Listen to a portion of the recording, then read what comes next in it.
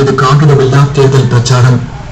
தொலைபேசி சின்னத்தில் வாக்களித்து உங்களுக்கு உயிர் மூச்சு அளிக்கும் மரங்களுக்கு உங்கள் நன்றியை காட்டுங்கள். இது காகிதமில்லா தேர்தல் பிரச்சாரம்.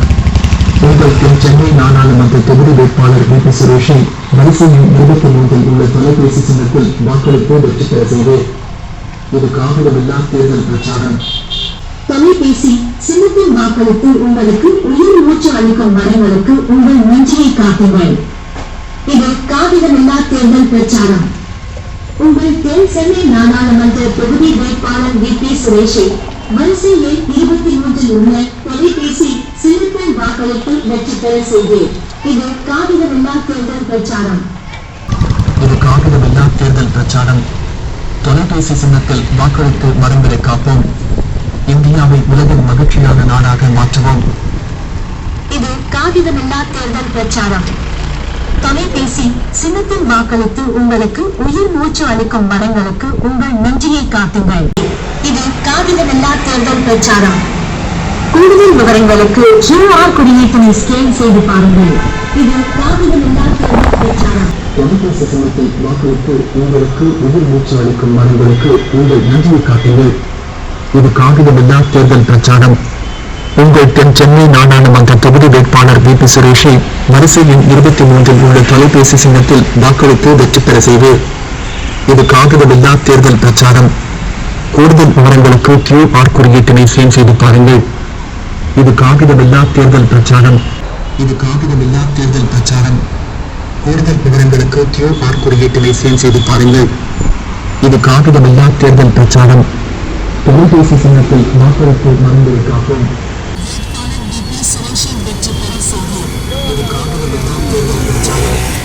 தொலைபேசி சின்னத்தில் வாக்களித்து உங்களுக்கு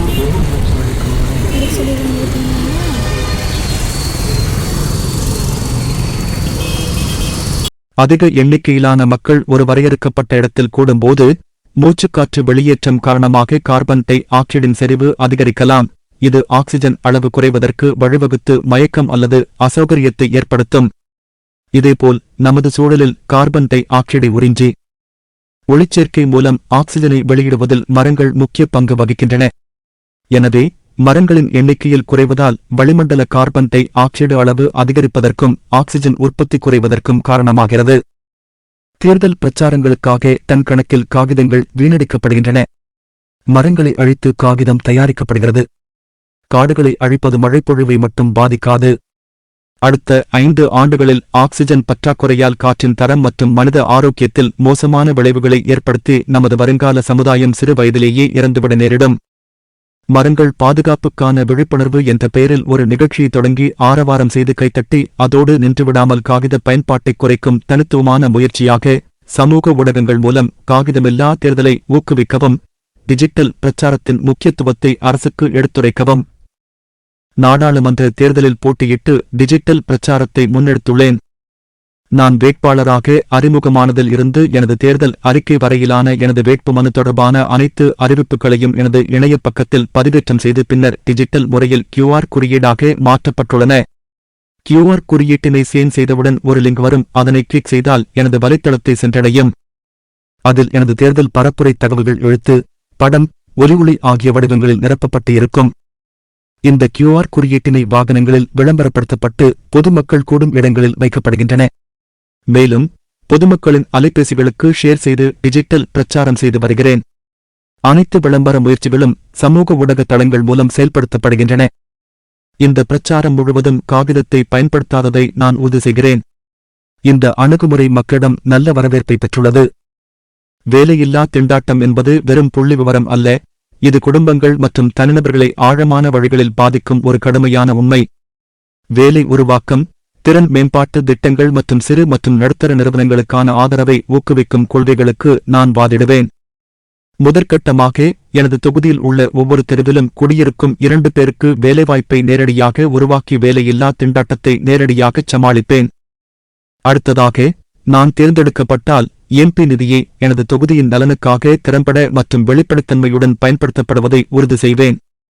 சாத்தியப்படும் அனைத்து இடங்களிலும் மரங்களை நடுதல், சாலைகள், பள்ளிகள், மருத்துவமனைகள், சுகாதார வசதிகள் போன்ற உள்கட்டமைப்புகளை மேம்படுத்த இந்த நிதி ஒதுக்கப்படும்.